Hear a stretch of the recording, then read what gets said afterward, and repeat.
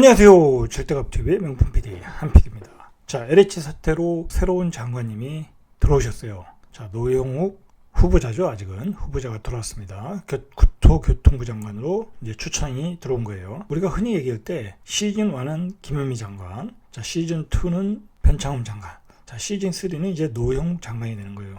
자, 한번 시즌 1을 평가를 해보면 대체로 시장에 졌다, 시장에 참패를 했다, 자, 그래서 물러났다. 이 김현미 장관은 교통부에 관한 어떤 전문가는 아니잖아요. 이 사람은 그 운동권 출신으로서 어떤 정치 전문가죠. 자, 부동산을 정치적인 조건으로 애초부터 시작을 한 거예요. 좌파의 정책을 실현한 기초적인 것은 바로 이제 토지와 주택 정책에서 시작되는데, 자, 그것에 대해서 나오는 소득은 불로소득이다. 자, 이제 그런 접근이죠. 불로소득이기 때문에 그것을 차단해야 되고, 그 소득에서 나오는 것은 공유해야 된다. 이익을 공유해야 된다. 뭐 이익을 공유한다는 방법이 뭐겠어요? 세금 폭탄을 때린다는 거죠. 개발을 통한 자본가들의 이익을 가져가는 것에 대해서는 불로소득이다. 그걸 차단하다 보니까 민간 재개발 재건축이 축소되고 위축될 수밖에 없죠. 그러니까 시장의 공급량이 모자르고 폭등할 수밖에 없는 그런 상황이 됐다는 거죠. 공급량이 모자르니까. 물론 이제 나중에는 이제 정책을 좀 민간 공급에서 공공 공급으로 공공 재개발 재건축으로 바꿨지만, 그 시장이 폭등하는 상황에 25개의 규제로 대응을 했고 25전 25패가 돼버린 거예요. 자, 결국은 시장이 참패를 한 거예요. 자, 그렇게 많은 흔적을 남기고 김현미 장관은 물러난 거예요. 자, 그 규제가 잘못됐다는 것은 딱 보면 알아요. 임대사업자 등록은 사실 시장에 그 전세 공급을 하는 측면에서는 긍정적인 게 있어요, 분명히. 자, 그런데 그 D를 이은 정책하고 연결성이 떨어지는 거예요. 안 맞는 정책이에요. 한쪽에서는 시장에 공급을 한다고 임대사업자 등록을 해줬는데, 한쪽에서는 또 공급량을 다 막아버렸어요. 임대차 보호 3법을 또 만들어버렸어요. 그리고 투기과열지구, 조정지구, 중과세를 다 때려버리니까 시장의 유통 물량이 말라요. 유통 물량이 마른다는 얘기는 결국 매물이 안 나온다는 얘기인데, 그 매물이 안 나오는 조건을 만들어준 게 바로 임대사업자 등록이에요. 그러니까 지금 이제 그 좌파 진영에서는 이 임대사업자 특혜를 다 그동안 줬던 그 혜택을 다 축소해야 된다는 얘기가 나오는 거예요. 시장의 유통 물량을 마르게 했던 원인은 임대사업자 등록이다라고 보는 거죠. 자, 이런 임대사업자 등록, 그 다음에 양도세, 중과세, 투기과열지구, 투기과열지구, 조정지구로 하다 보니까 전매 제한이 묶이잖아요. 그러니까 거래가 안 되는 거예요. 거래가. 시장의 반응은 수요는 많은데 공급 물량이 안 나온다. 자, 그러니까 폭등할 수밖에 없었다라고 하는 거죠. 자, 요즘은 그 세무사도 이렇게 양도세를 포기를 해요. 이렇게 의뢰가 오면은 도대체가 알 수가 없는 거예요. 다주택자들이 가지고 가면 알 수가 없는 거예요. 왜냐면 다 유권 해석을 해버리니까. 아니, 뭐 나와 있는 기준이라는 게 없는 거예요. 기준이라는 게. 세무사도 모르고 그 세무서 공무원도 몰라요. 케이스 바이 케이스라 그걸 가지고 들어가서 유권 해석을 들어가서 양도세가 몇 억씩 나오는 거예요. 그걸 누가 집을 팔겠냐고. 겁나서 못 팔아요. 겁나서. 세법을 아주 그냥 엉망으로 만들어 놨다. 세법이 명확하고 기준이 있어야 다주택자들의 집을 내놓지 않겠습니까? 그게 안 된다는 거야, 지금. 지금 이게 문제가 심각하다라는 거예요, 심각하고. 자, 이거 좀 정리를 해야 될 것 같아요. 만약 정리가 안 되면 다주택자들은 물건이 나올 수가 없어요. 자, 그래서 어쨌든 그 부동산은 앞으로 대선까지 가서 핵심 이슈가 될 거예요. 자, 시즌2는 더 재밌어요. 자, 시즌1은 공급 물량이 문제가 아니다. 투기 세력, 적폐 세력이 문제다. 자, 그래서 거기에 대해서는 징벌적 과세를 때렸어요. 공시지가 환원율도 로드맵을 만들어서 최근까지 75%인가요? 그렇게 올렸잖아요. 그래서 이제 조세 저항이 일어났는데, 자, 시즌2에서는 자각을 한 거예요. 지금 좌파 정부가. 공급량이 모자르다라고 계속 전문가들이 얘기하니까. 자, 근데 공급량은 미래의 공급량과 현재의 공급량이 있는 건데, 지금 좌파 정부는 현재의 공급량이 문제가 아니다. 미래의 공급량만 만들어주면은 시장에서 그 대기 매수자들이 대기했다가 패닉 바잉에 합류하지 않고 대기했다가 아마 청약을 해서 시장은 잠잠해질 것이다 라고 생각을 한 거예요. 자, 그런데 그렇지가 않다라는 거야. 왜 그렇지가 않냐면, 이 사람들이 만약에 임대차 보호 3법을 실행을 안 했으면 그나마 괜찮은데, 임대차 보호 3법을 실행을 해버리니까 전세 가격이 폭등하니까 놀란 그 세입자, 놀란 그 20대, 30대가 연끌을 해서 사더라는 거예요. 자, 이게 바로 시장을 몰라도 너무 모른다는 거야. 자, 그래서 이제 시즌2에 새로운 장관님이 그럼 정책을 바꾸자. 어쨌든 공급을 무한 공급으로 가자. 200만 도심 개발하고 그리고 3기 신도시 2차 후보지까지 합쳐서 한번 전국적으로 한 200만을 한번 공급 폭탄을 때려보자라고 이제 그 LH 디벨로퍼라고 하죠. 보통 LH 디벨로퍼의 그 도시계획 전문가 변창훈 후보를 투입을 시킨 거예요. 나름대로 더불어민주당 입장에서는 전문가를 투입을 한 거예요. 공공 개발에 있어서의 전문가를. 자, 그래서 이 양반이 들어와서 한 게 공공개발, 공공재건축, 공공재개발이에요. 이것도 뭐 사실 여러 가지 지금 문제가 있어요. 자, 그건 뭐 여기서 할 얘기는 아니고, 이건 뭐냐면 의미가 기존 주민, 오직하면 그 공공재개발에서 전매를 제한하지 않습니까? 다른 사람들이 그 이익을 못 공유하게. 그리고 전세입자들을 위한 정착 노력이 진짜 이런 거예요. 어떻게 보면 그 좌파를 지지하는 그런 그 지지층에 대한 어떤 정착률을 높이는 정책이라는 거죠. 자, 이렇게 해서 정책을 추진했는데, 자, 문제는 뭐냐면 이거 시작도 하기 전에, 자, 3기 신도시 광명시행 발표하기도 전에 LH의 조직적인 투기 사태가 일어난 거예요. LH의 조직적이라는 거예요. 조직적. 이렇게까지 크게 번질 수가 있는 상황까지는 안 갈 수 있는데, 이거는 전국적인 사태로 갔다라는 거예요. 전국적인 사태, 그 다음에 규모도 컸고 조직적이었다는 거예요. 자, 그런데 이 변창훈 후보가 LH 직원을 옹호하는 발언을 했다. 아주 여기서 바로 문재인 대통령이 열이 받은 거죠. 열이 받아가지고 바로 아웃시켜버린 거죠. 이 읍참마속의 심정으로 잘랐을 거예요. 이게 쉽지가 않았어요. 이 양반을 자른다는 게. 이거 지금 그 좌파 정부의 핵심 정책, 공공재개발인데, 재건축인데, 자, 그걸 통해서 그리고 3기 신도시, 뭐 그거에 최고의 전문가가 와서 공급을 벌어넣어줘서 집값을 잡고, 자, 집값을 잡지 않으면 지금 앞으로의 대선에서 유리한 그 입지를 확보할 수가 없어요. 유리한 고지를 확보할 수 없는데, 자, 그 계획이 다 풍지박산된 거예요. 근데 그게 문제는 뭐냐면 이 LH 사태로 인해서 민심이 폭발했다는 거야. 부동산 민심이 폭발하고 2030 세대가 불공정을 느꼈다는 거예요. 그래가지고 서울시장 선거에서, 부산시장 선거에서 바로 지금의 여당이 선거에 참패를 하는 결과를 결국 가져왔다. 그런 상황이 시즌2였다는 거예요. 시즌2.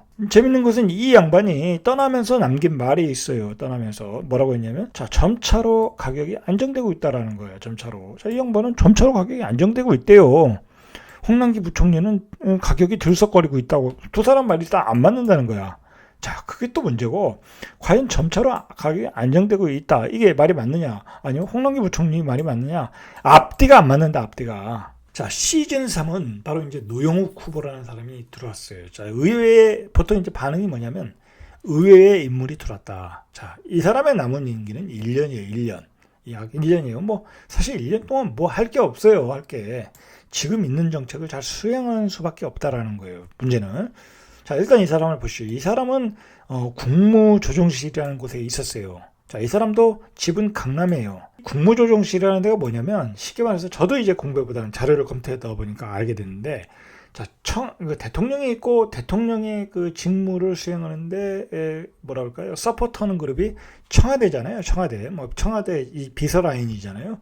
자, 그만큼 이 국무총리 밑에서 국무총리를 이렇게 보필, 그리고 조정해주는 역할, 다른 부서와의 연결을 해주고, 그런 역할을 하는 데가 국무조정실이에요. 이것도 굉장히 그 큰 인원이, 사이즈가 크더라고요. 사실 국무총리가 행정적인 실질적인 업무를 다 하는 거잖아요. 만인지상이잖아요. 그 밑에 이제 국무조정실에 국무조정실장을 국무조정실 실장을 한 거예요. 1962년생이에요. 비교적 젊잖아요. 그리고 전북 순창. 자, 그리고 광주제일고등학교. 자, 그리고 연세대 외교학과를 나왔어요. 그 연세대 외교학과가 바로 이제 김현미 장관이 나온 과예요. 그리고 이 양반이 과거에 또 운동권도 했다고 그래요. 자, 운동권을 하고 나중에 이제 행정고시에 이렇게 합격을 해서 들어온 전문관료인이다. 자, 근데 이 양반이 주로 일했던 곳은 바로 이제 기재부라고 그래요. 기재부에서 전문관료인으로 크다가 박근혜 정부 때는 국무조정실 2차장을 했다고 그래요. 자, 그러다가 이낙연 총리와의 어떤 인연이 있었나 봐요. 그래가지고 이낙연 총리가 이렇게 추천을 하면서 이낙연 총리 밑에서 이제 국무조정실에 들어가서 관료로서 전문 관료로서 경력을 쌓다가 이번에 이제 국토부 장관으로 발탁을 됐다라는 거예요. 보면은 뭐 이 사람이 국토교통부에 대해서는 잘 모르겠죠.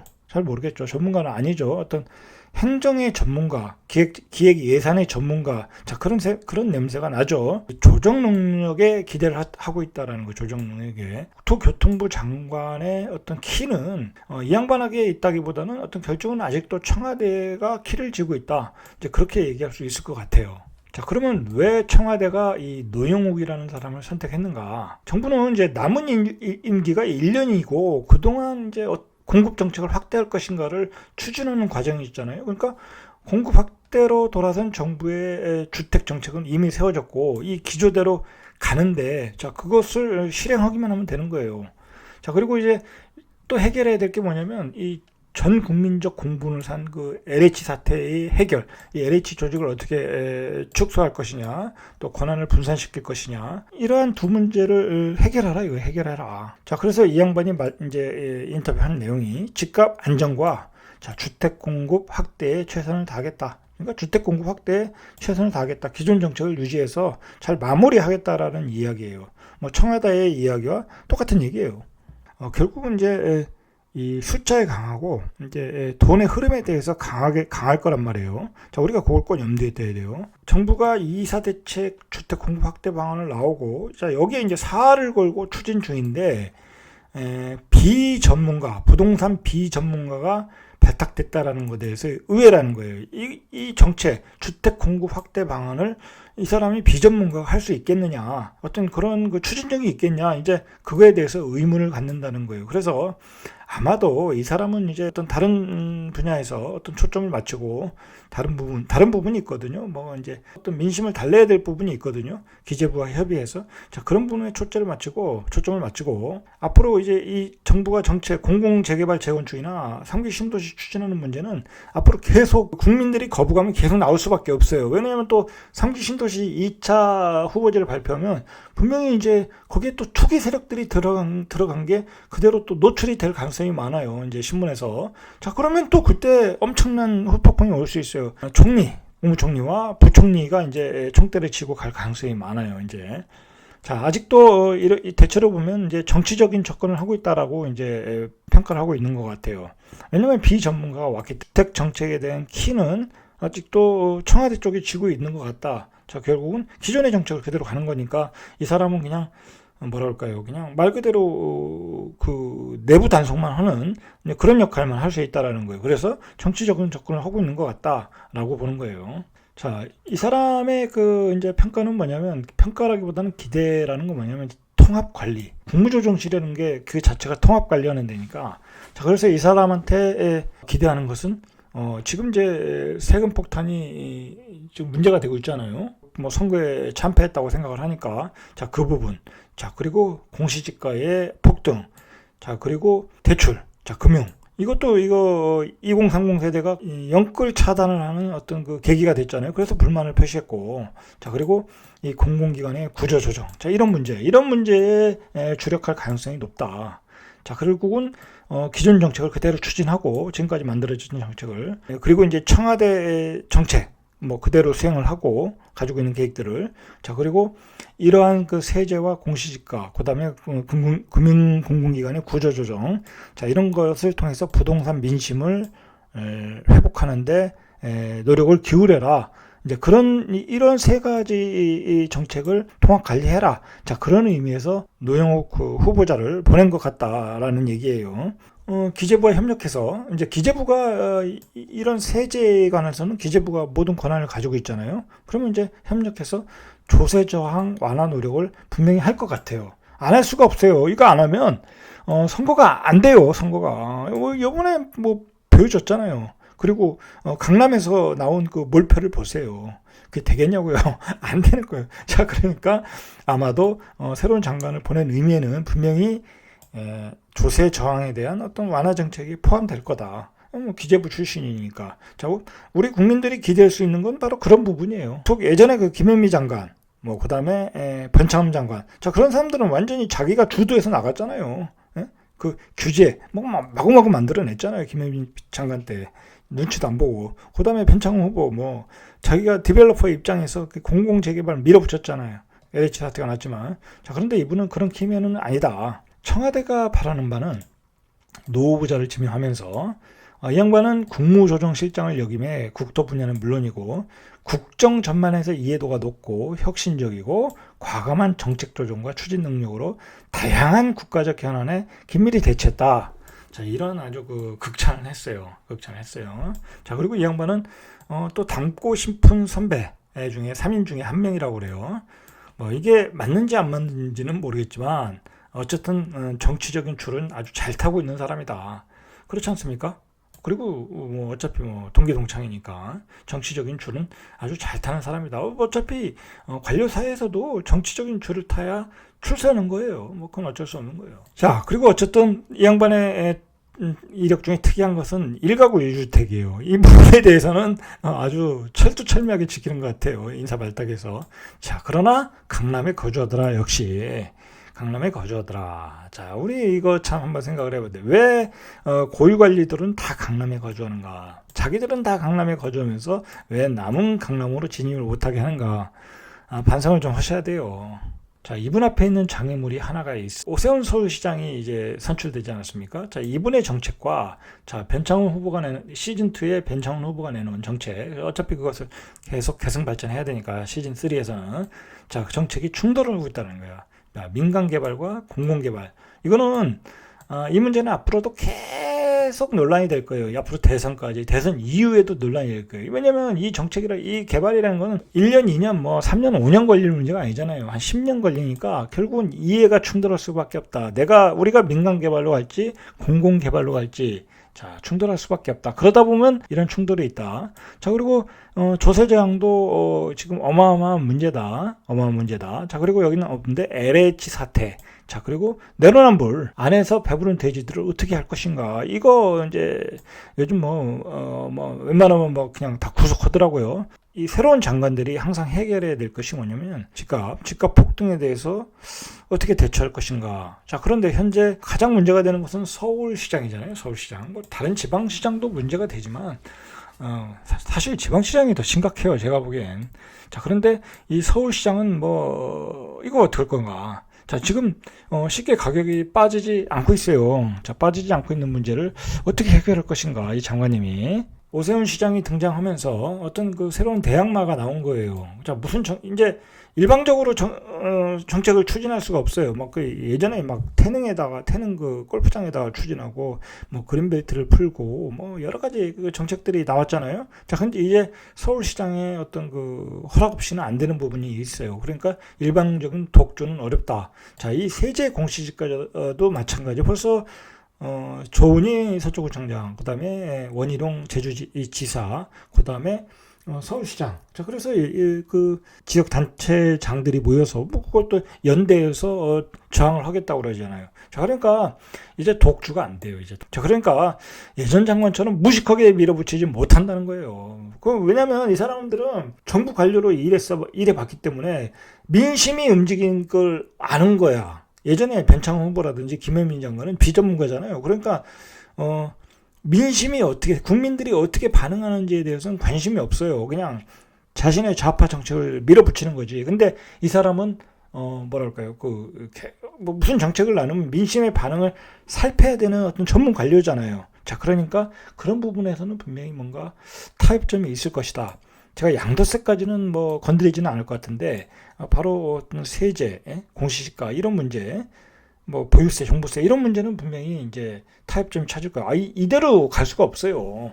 내년에 여기서 또 공시지가 올리고 그러면 제가 보기에는 그건 선거 자체가 안 돼요. 두 번째 장애물이 뭐냐면 현장에 있어요. 지금 이 노영욱 장관에게 두 번째 장애물은 현장에 있다.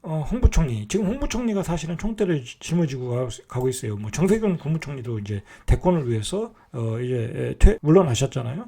자, 그러니까 이 양반이 이제 21일 다음 주 수요일인가요? 부동산 장관회의를 하겠다고 그래요. 또 집값이 들썩인다는 거야. 서울 재건축이 시장이 오세훈 서울시장 후보가 선출되면서 완화를 하겠다고 하니까 들썩이니까 한번 장관회의를 해야 되겠다라는 거예요. 자, 실제로 이게 매수자 우위 점수가 80점이면 그렇게 100일 넘으면 좀 위험한 포인트인데 80포인트라고 그래요. 이제 또 올랐다는 거예요. 또 4.8포인트가 올랐다는 거예요. 대체로 전세 시장은 좀 안정이 돼 있어요. 근데 문제는 이 전세 시장도 1분기에 서울의 물량이 많아요. 많으니까 전세 시장이 안정이 된 거지만 2분기, 3분기로 가면서 전세 공급 입주 물량이 줄어드는 거예요. 줄어든다. 그럼 전세 시장이 상승하면 또 영끌 세대는 또 불안해지는 거예요. 그러면 또 외곽으로 집값은 폭등할 수 있어요. 자, 그걸 염두에 두고 이제 장관의 일을 한다. 답답한 거죠, 사실은. 시장에 유통 물량이 없는데 뭔 대책이 있겠습니까? 미래의 3기 신도시를 200만 가구를 만들어내겠다, 80만 가구를 만들어내겠다, 어떻게 추진하겠다. 계획을 맨날 발표해도 소용이 없는 거예요. 자, 정부는 그냥 살아라. 전세로 살아라. 매매만 하지 말아라. 근데 그게 시장의 통제가 되겠냐 이거예요. 안 되더라. 작년에 경험해 보니까 안 되더라는 거예요. 안 되더라.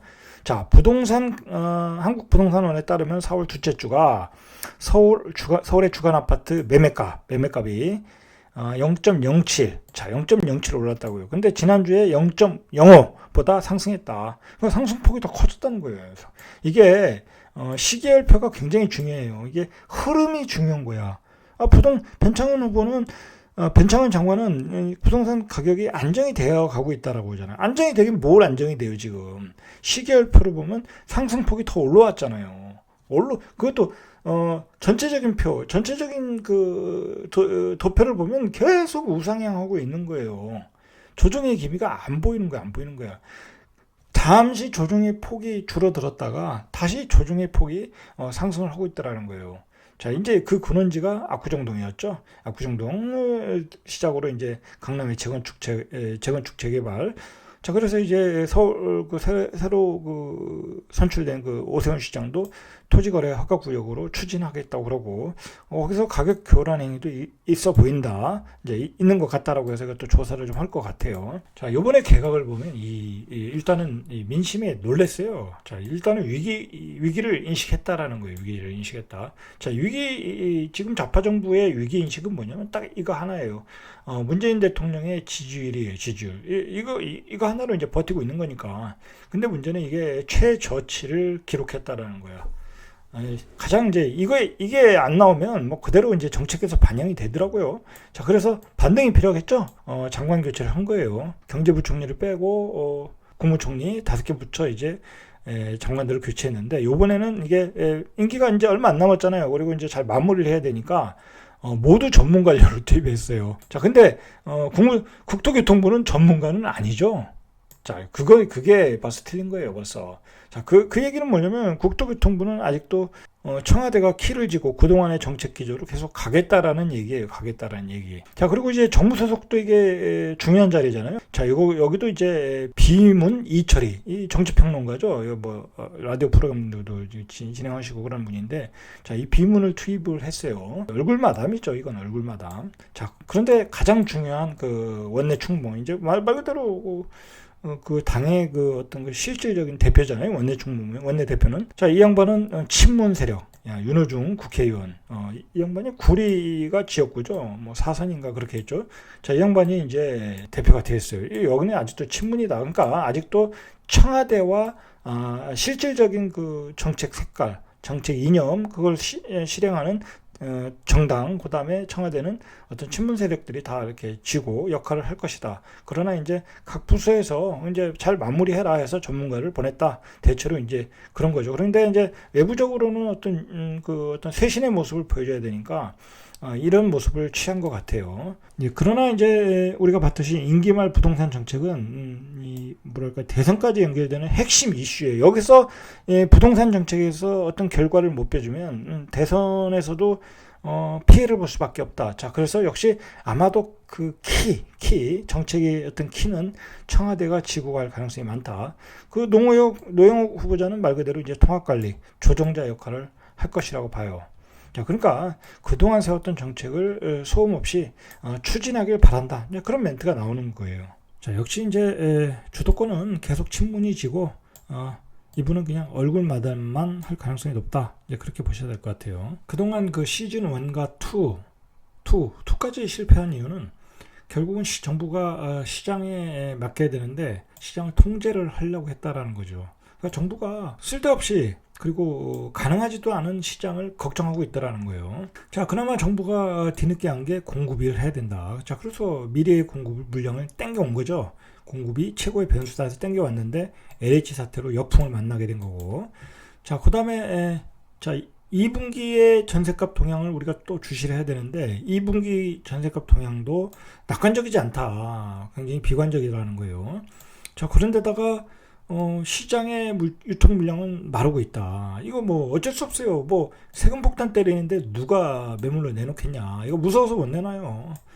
유권에서 가면 몇 억씩 나오는데 잘못 팔았다간 못 파는 거예요. 그러니까 다 기다리고 있는 거야. 정권이 바뀌기만. 세제가 개편되기만을 기다리고 있다. 뭐. 자, 그런데 요즘 정부가 진짜 걱정해야 될 게 생겼어요. 제가 보니까. 제가 저번 주인가요? 한번 얘기할 때 비트코인이 한 7천 얼마 때, 제 개인적인 생각으로 얘기를 했어요.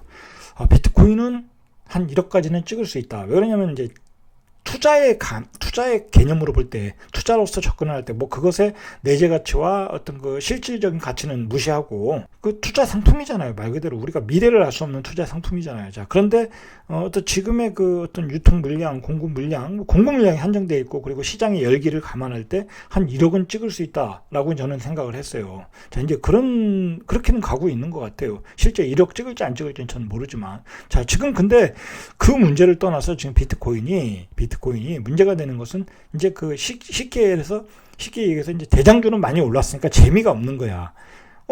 지금 비트코인이 일주일에 10% 그렇게 올라가서는 비트코인이 재미가 없어요. 이 코인하는 이 친구들은 보면 그냥 여기는 완전히 그냥 투기 시장. 뭐야 이거 일주일에 400% 오르잖아요. 400%. 이 도지코인인가요? 이거 개그림이 그려있는 아주 뭐라고 하죠? 정체불명의 코인인데, 이거 실질적으로 책에도 안 잡혀있는 코인 같은데, 자, 이런 알트코인이 폭등을 하고 있다는 거예요. 이게 몇백 %씩. 그리고 이 도지코인이 하루 거래 총액이 15조, 17조라는 거야. 주식시장의 하루 거래가 15조 정도 되지 않나요? 어쨌든, 주식시장의 거래량과 맞먹고 있다. 그러면, 이거는 사실 어떤 투자시장, 자본주의의 어떤 투자시장에서 어떤 획기적인 사건이에요. 어떻게, 대한민국의 주식시장이라는 게 대한민국의 경제의 어떤 심장 같은 데 아니에요. 그죠? 그 기업에 대해서 미래의 가치를 보고 투자를 하는 거잖아요. 그렇잖아요.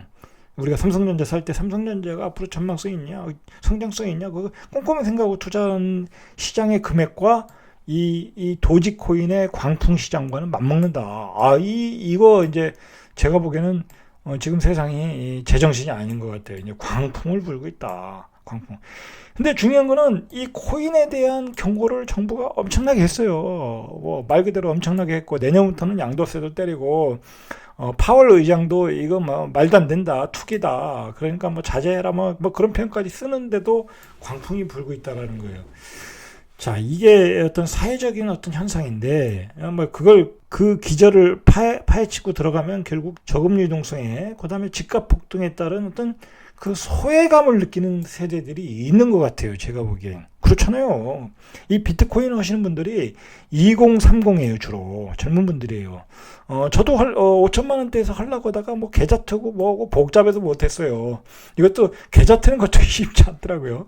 어쨌든, 이게 뭐냐면, 젊은이들이 접근하기 좋고, 젊은이들의 어떤 좌절감, 보상을 만회할 수 있는 기회라고 생각하는 거예요. 집값이, 서울의 집값이 제가 봐도, 솔직히, 서울이든 지방이든, 이게 감당할 수 없는 가격으로 가버렸어요.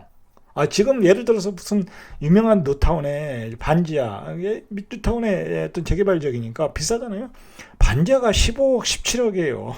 이거 어떻게 사겠냐고, 불안해서. 그거 어떻게 사겠어요? 아무리 재개발이 한다고 해도. 그거 쉽지 않단 말이에요. 살 수 있는 사람도 많지 않고, 지금 들어가기도 어렵고, 재개발 딱지를 사는데 17억이면 그 아파트가 도대체 얼마라는, 30억이 간다는 얘기잖아요. 20억, 30억 한다는 건 얘기잖아요. 그러니까 젊은이들이 이렇게 코인 광풍으로 갈 수밖에 없다. 자, 그런데 문제는 뭐냐면, 이거의 휴유증이 제가 보기엔 커요. 이거 코인 시장은 말 그대로 9명이 깨지고 1명이 버는 돈이에요. 결국은 누군가는 꼭 꼭지 물리고 나머지는 다 거지가 되는 시장이란 말이에요. 주식은 그나마 덜해요. 주식도 좀 그런 경향이 있지만은 그래도 주식은 기업의 가치만 있으면 올라오잖아요. 근데 이 알트코인은 알 수가 없는 거예요. 이 코인 시장은 가치는 알 수가 없는 거예요. 도대체가 알 수 없는 거예요. 정부가 공인해 준 건 아니잖아요. 이 정부가 이 뭐랄까요, 이 컨트롤하는 시장 자체가 아니잖아요. 그러니까 이렇게 말리는 거잖아요. 투자에 대해서. 자, 근데 만약에 이 코인 시장이 만약에 폭락을 하면 어떻게 되겠냐 이거예요. 이 젊은이들 투자한 10명 중에 9명은 엄청난 그 외상을 입게 되는 거고 어떤 사회적 문제가 일어난다는 거야. 자, 이거 정부가 걱정해야 되는 거예요. 정부가 걱정해야 될 것은 지금 어떤 그 세금 폭탄, 조세자, 자, 그것으로 인해서 국민들이 느끼는 가렴주고, 자, 그런 것을 또 걱정해야 되고, 이 또 하나의 문제가 생기고 있다라는 거예요. 또 하나의 문제가 생기고 있다.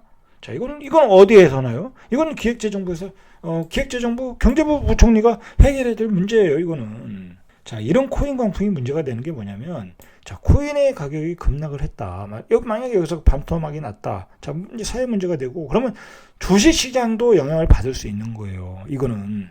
자, 그리고, 부동산 시장도 영향을 받을 수 있는 거예요. 이 버블이 꺼지는 거기 때문에. 제가 이게 코인 시장을 보니까 이 90년대 말 2000년대 초에 있던 닷컴 버블과 똑같아요. 제가 보니까 어떤 대장주가 하나가 이렇게 치고 나가서 커다란 가격을 형성하고 여기서는 비트코인이었죠. 자, 그 다음에 막 그냥 묻지마 식으로 그냥 다 올라가는 거야. 그냥 매일 상한가 치듯이 올라가는 거야. 지금 코인 시장이 그런 시장이라는 거예요. 지금. 자, 이거 정보가 참 고민이 깊을 수가 있다. 이것의 휴유증이 주식시장에도 클 수 있고 부동산 시장에도 줄 수도 있다.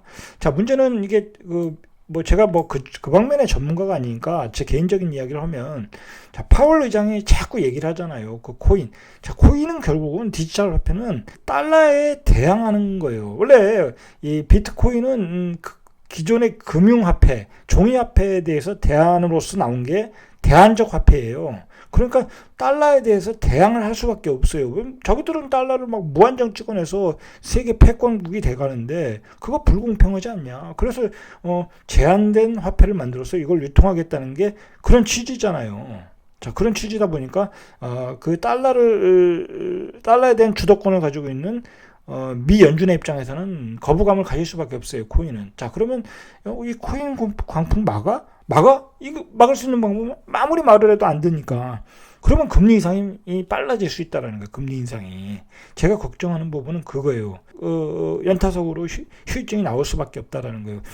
폭락하는 어떤 정책들이, 폭락을 유인하는 정책들이 계속 나올 수 있다. 자, 그러니까 조금 자제를 하시는 게 좋을 것 같아요. 투자를 제가 말리는 건 아니에요. 투자를 말리는 건 아닌데 너무 과열되어 있다. 저는 항상 그러잖아요. 이 투자자로 살아라. 이 자본주의에서 여러분 이번에 집값이 폭등하는 거 봤지만 이 월급으로는 따라잡을 수도 없어요. 그리고 지금은 이제 옛날에 월급쟁이가 될 수가 없어요. 한번 들어가서 그 기업에 계속 평생 다닐 수 있는 그런 직장 조건이 안 돼요. 시대가 자리가 자체가 없어지나요. LG전자의 휴대폰 사업이 없어졌잖아요. 그렇듯이 어느 순간에 그 사업부가 다 날아가는 거야. 그리고 개발자도 마찬가지예요. 개발자도 이렇게 어떤 그 전성기가 있잖아요. 그게 되면 또 다 물러나와야 되잖아요. 자, 그런 시대란 말이에요. 자, 그런 시대에 어떤 그 물가는 폭등하고 집값은 폭등한다. 그러니까 투자자로서 사는 건 당연하다. 자, 공부는 해야 된다. 자, 그러나 투자라는 것은 항상 기본기를 갖춰라, 제발. 자, 기본기는 뭐냐? 가치에 의해서 판단을 해라. 집이든, 그 다음에 주식이든, 코인이든, 가치가, 너무 지나치다. 뒤로 발을 빼야 된다. 파티장에서 나올 준비를 해야 된다는 거예요. 자, 그렇게 해서, 투자라는 것은 이렇게 인생에 길게 가는 게임이야. 어느 순간에 확 돈을 벌겠다고 젊은이들이 그렇게 생각을 안 되고, 어느 시간에 그 시간에 길게 자신의 실력을, 자신의 그 투자에 대한 근육, 그런 것을 그 투자의 생각을 농축시켜가면서 기회가 왔을 때 그 순간에 돈을 버는 거예요. 길게 가는 게임. 그래서 그 투자 근육을 단단히 했을 때, 그리고 기회가 왔을 때 내가 한 자산을 마련할 수 있는 거예요. 코인에서 지금 돈 버신 분들은 바로 그런 거예요. 근데 아무것도 모르고 지금의 코인의 광풍으로 들어가면 닷컴 버블과 유사한 상황이 올 수 있다라는 거예요. 자, 그럼 옛날에 코인을 미리미리 공부하신 분들은 여기서 커다란 열매를 따고 있겠죠. 자, 코인의 광풍의 열매는 그런 분들의 목이에요. 그동안의 코인에 대해서 많이 공부하신 분들. 자, 그런 분들이 아니고 그냥 광풍에 의해서 그냥 들어가신 분들은 참패를 할 수밖에 없다라는 거예요. 자, 어쨌든 그 얘기는 여기까지 하고. 자, 지금의 그 시즌 3는 앞으로 부동산 시장은 시장이 맡겨라는 거야. 시장이 맡기고. 시장과 싸우지 말아라. 시즌 1, 2가 시장과 싸우다가 다 자멸했고 자폭했다라는 거예요. 그리고 정부는 지금 시장이 맡기고 정부가 정말 걱정할 것은 코인 시장이라는 거야. 코인 시장. 자, 이게 만약에 폭락을 하면 다른 금융시장, 다른 그 휴증이 크다. 만약에 2030 세대가 만약에 또 여기 코인 시장에서 뭐 문제가 돼서 여러 가지 사태가 일어나면 그거 선거 결과가 어떻게 나오겠습니까? 안 좋게 나오겠죠? 그런 점들을 여러 가지 지금 생각할 때요. 정치인의 입장에서는, 대선을 앞둔 정치인의 입장에서는 머리가 복잡할 수밖에 없어요. 제가 보니까. 복잡할 수밖에 없다. 자, 그러나 정치인들이 또 해야 될 일이니까. 자, 이런 시국을, 어려운 시국을 잘 돌파할 수 있도록 현명한 지혜가 나오길 기대하겠습니다. 이상 절대값TV의 명품 PD, 한 PD였습니다.